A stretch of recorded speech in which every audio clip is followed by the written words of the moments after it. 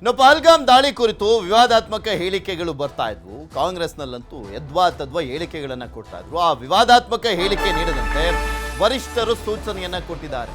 ಈ ನಿರ್ಣಯ ಎಲ್ಲರೂ ಕೂಡ ಪಾಲಿಸಬೇಕು ಅಂತ ಖರ್ಗೆ ಅವರು ಹೇಳಿದ್ದಾರೆ. ಏಕೆಂದ್ರೆ ಆ ರೀತಿಯಾದಂಥ ಬೇಜವಾಬ್ದಾರಿ ನಾಯಕರುಗಳಿದ್ದಾರೆ ಕಾಂಗ್ರೆಸ್ನಲ್ಲಿ. ಬೇಕಾಬಿಟ್ಟಿ ಹೇಳಿಕೆ, ಯಾವುದ್ರ ಬಗ್ಗೆ ಕೊಡ್ತಾ ಇದ್ದೀವಿ ಅನ್ನುವಂಥ ಪರಿಜ್ಞಾನನೇ ಇಲ್ಲದೆ ಇರುವಂಥ ತುಂಬ ಜನ ಇದ್ದಾರೆ ನಾಯಕರು, ಇನ್ಕ್ಲೂಡಿಂಗ್ ಮಿನಿಸ್ಟ್ರುಗಳು ಸೇರಿದಂತೆ. ಸೊ ಹೀಗಾಗಿ ಅದಕ್ಕೆ ಒಂದು ಆದೇಶವನ್ನು ಮಾಡುವಂಥ ಪರಿಸ್ಥಿತಿ ನಿರ್ಮಾಣವಾಗಿದೆ. ಕಾಂಗ್ರೆಸ್ನಲ್ಲಿ ವಿಪರ್ಯಾಸ ಇದೆ. ದೆಹಲಿಯಲ್ಲಿ ವರ್ಕಿಂಗ್ ಕಮಿಟಿ ಸಭೆಯ ತೀರ್ಮಾನ ಆಗಿದೆ. ಆ ನಿರ್ಣಯವನ್ನು ಎಲ್ಲರೂ ಕೂಡ ಪಾಲಿಸಬೇಕು ಅಂತ ಖರ್ಗೆ ಹೇಳಿದ್ದಾರೆ. ಇದು ಹೊಸದಲ್ಲ, ಇದನ್ನು ಮತ್ತೊಮ್ಮೆ ಮನವರಿಕೆ ಮಾಡಿದ್ದೇವೆ ಅಂತ ಬೆಂಗಳೂರಿನಲ್ಲಿ ಖರ್ಗೆ ಹೇಳಿದರು. ಎಐಸಿಸಿ ಅಧ್ಯಕ್ಷರೇ ಸ್ವತಃ ಹೇಳಿದ್ದಾರೆ, ಮತ್ತೊಮ್ಮೆ ಪುನರುಚ್ಚರಿಸಿದ್ದಾರೆ, ವಿವಾದಾತ್ಮಕ ಹೇಳಿಕೆಗಳನ್ನು ಕೊಡಬೇಡಿ ಯುದ್ಧದ ವಿಚಾರಕ್ಕೆ ಸಂಬಂಧಪಟ್ಟಂತೆ ಅಂತ. ಸರ್, ಲೆಟರ್ ಬರ್ದಿದ್ರಿ, ಎಲ್ಲ ರಾಜ್ಯಗಳಿಗೆ ಇನ್ಸ್ಟ್ರಕ್ಷನ್ ಕೊಟ್ಟಿದ್ರಿ ಸರ್. ಯಾವುದೇ ರೀತಿಯಾದಂತ ವಿವಾದಾತ್ಮಕ ಹೇಳಿಕೆಗಳನ್ನ ಕೊಡಬೇಡಿ, ಸುಮ್ಮನೆ ಈ ವಿಚಾರದಲ್ಲಿ ಅಸಂಬದ್ಧ ಹೇಳಿಕೆಗಳು ಬೇಡ ಅಂತ ಸ್ಟೇಟ್ಮೆಂಟ್ ನಾಯಕರಿಗೆ ಅದೇ ಸರ್ಕ್ಯುಲರ್ ಇಶ್ಯೂ ಮಾಡಿದ್ದೇವೆ. ಈಗೆಲ್ಲ ಬಿಸಿಸಿ ಪ್ರೆಸಿಡೆಂಟ್ಸ್ಗಳು ಅದನ್ನು ನೋಡಲಿ. ಆ ಸರ್ಕ್ಯುಲರು ಇವತ್ತಿಂದಲ್ಲ, ಹಿಂದೆ ನಾವು ಎಐಸಿಸಿದಲ್ಲಿ ವರ್ಕಿಂಗ್ ಕಮಿಟಿ ಏನು ಡಿಸಿಷನ್ ತಗೊಂಡಿದ್ದೇವೆ ಆ ಡಿಸಿಷನ್ ಪ್ರಕಾರ ಎಲ್ಲರೂ ಕೂಡ ನಡ್ಕೊಳ್ಬೇಕು ಅಂತಕ್ಕಂಥದ್ದನ್ನು ಮಾಹಿತಿ ಮತ್ತೊಮ್ಮೆ ಒತ್ತಿ ಹೇಳಿ ನಾವು ಕೊಟ್ಟಿದ್ದೀವಿ. ಜಮ್ಮು ಕಾಶ್ಮೀರದ ಪಹಲ್ಗಾಮ್ ಪ್ರವಾಸದ ವೇಳೆ ಬೀದರ್ನ ಫ್ಯಾಮಿಲಿ ಬಚಾವಾಗಿ ಮಾಡಿದೆ. ಬೀದರ್ನ ಅವಿನಾಶ್ ಕುಟುಂಬದೊಂದಿಗೆ ಜಮ್ಮು ಕಾಶ್ಮೀರ ಪ್ರವಾಸವನ್ನ ಕೈಗೊಂಡಿದ್ರು.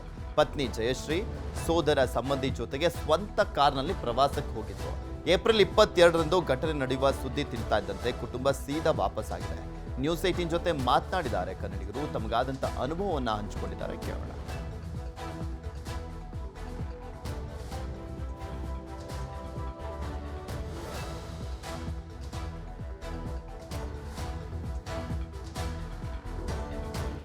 ಹೋಗಿದ್ದ ದಿವಸನೂ ಎಲ್ಲರೂ ಟೂರಿಸ್ಟ್ ಮಾಡ್ಕೊಂಡು ಬಂದಿದ್ದು, ಜಾಸ್ತಿ ಮಂದಿ ಇದ್ದರು. ಎಲ್ಲರೂ ಫುಲ್ ಫ್ಯಾಮಿಲಿ ಜೊತೆ, ಕಪಲ್ಸ್ನು, ಎವ್ರಿ ಒನ್ ಇನ್ವಾಲ್ವ್. ಸೊ ಎಲ್ಲರೂ ಎಂಜಾಯ್ ಮಾಡತ್ತಿರು. ಇನ್ನೋಸೆಂಟ್ ಪೀಪಲ್ ಟಾರ್ಗೆಟ್ ಮಾಡೋದಿದ್ದಿಲ್ಲ, ಬಟ್ ಮಾಡ್ಯಾರಂದ್ರೆ ಇದು ಬಕ್ಕಳು ಶಾಕಿಂಗ್ ಇದ್ದು. ಪ್ಲಸ್ ನಾವು ಅಲ್ಲಿಂದ ಲಕ್ಕಿ ಇದ್ದೆವು, ವಾಪಸ್ ಬಂದಿದ್ದೆವು, ಆಶೀರ್ವಾದ ಇದ್ದೆ ಅಷ್ಟೇ, ಬೇರೆದೇನೂ ಇಲ್ಲ. ಇವಾಗೂ ಅದು ವಿಚಾರ ಮಾಡೋರು ಹಾಗೂ ಭಯ ಆಗ್ಲತ್ತಿತ್ತು ಅಷ್ಟೇ. ಅವರು ಫಸ್ಟ್ ಬಿಫೋರು ನಾವು ಲಾಲ್ ಚೌಕ್ ಇದೆಲ್ಲ ಸರ್, ನಮ್ಮದು ಇಂಡಿಯಾ ಫ್ಲಾಗ್ ಹಾರಿಸಿದಾರಲ್ಲ, ಇಂಡಿಯಾ ಫ್ಲಾಗ್ ಹಾರಿಸಿದಲ್ಲಿ ನಾವೆಲ್ಲ ಮೊದಲು ಅಲ್ಲಿ ವಿಸಿಟ್ ಮಾಡಿದ್ವಿ. ಅಲ್ಲಿಂದು ನಮ್ಮ BSF ಅವರೆಲ್ಲ ಅವ್ರು ತುಂಬ ಧೈರ್ಯ ಕೊಟ್ಟರು ಸರ್. ನೀವು ಆರಾಮಾಗಿ, ಅವ್ರು ನಮಗೆ ಒಂದು ಮೆಸೇಜ್ ಕೊಟ್ಟರು ಸರ್, ನೀವು ಆರಾಮಾಗಿ ಇಲ್ಲಿ ಓಡಾಡಿ, ಇಲ್ಲಿ ಏನು ತೊಂದರೆ ಇಲ್ಲ ಅಂತಂದರು ಸರ್ ಅಲ್ಲಿ.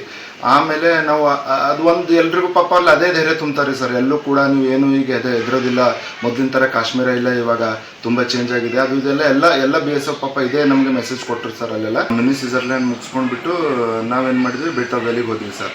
ಬೇತಾಬ್ ವ್ಯಾಲಿಗೆ ಹೋದ್ಮೇಲೆ ನಮಗೇನಾಯ್ತು, ಈವ್ನಿಂಗು ಈ ಘಟನೆ ಆಗಿದೆ ಅಂತ ಒಂದು 25 ಜನ ಏನೋ ಇದು ಆತಂಕವಾದಿ ದಾಳಿಯಿಂದ ಮೃತಪಟ್ಟಿದ್ದಾರೆ ಅಂತ ನಮ್ಗೆ ಈವ್ನಿಂಗ್ ಮಾಧ್ಯಮ ಮುಖಾಂತರ